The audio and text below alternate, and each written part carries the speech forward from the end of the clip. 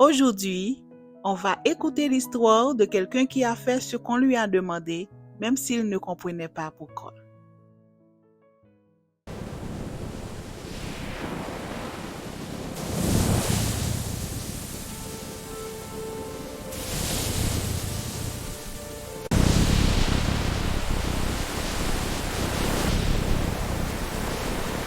Le petit cercle de Yad apprend à grandir et se détendre ici-bas. C'est amusant de Dans la marcher ensemble. lumière, main dans la main, on avance ensemble sur le chemin. Un cœur qui croit, un cœur qui voit l'amour de Dieu nous guide ici-bas. Oui, on grandit en sagesse et en foi. Et on partage ce qu'on découvre. Le petit cerf de Yad amour, grandir, Dieu ne te quitte pas d'un pas. Il emmène un cœur en joie, on grandit en sagesse, en foi. On partage, on découvre, on sourit. Un temps de paix, d'amour et de vie. Le petit cercle de Yad apprend à grandir et se détendre ici-bas.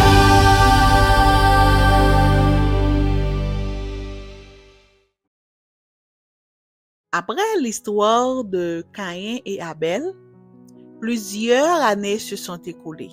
Les gens ont eu des enfants qui ont eu des enfants jusqu'à ce que le monde soit rempli de personnes. Malheureusement, les gens étaient très méchants.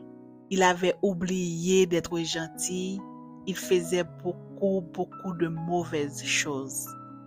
Et cela rendait Dieu triste. Les choses qu'ils ont faites étaient si mauvaises que Dieu a regretté d'avoir créé les humains. Il a décidé qu'il détruirait tout ce qui vivait sur la terre. Un seul homme a vécu d'une manière qui plaisait à Dieu et Dieu l'a favorisé.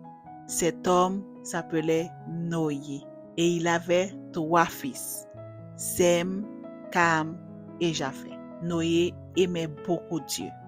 Il faisait ce qui est bien. Noé était gentil, il était obéissant, il était sage, même quand les autres ne le faisaient pas.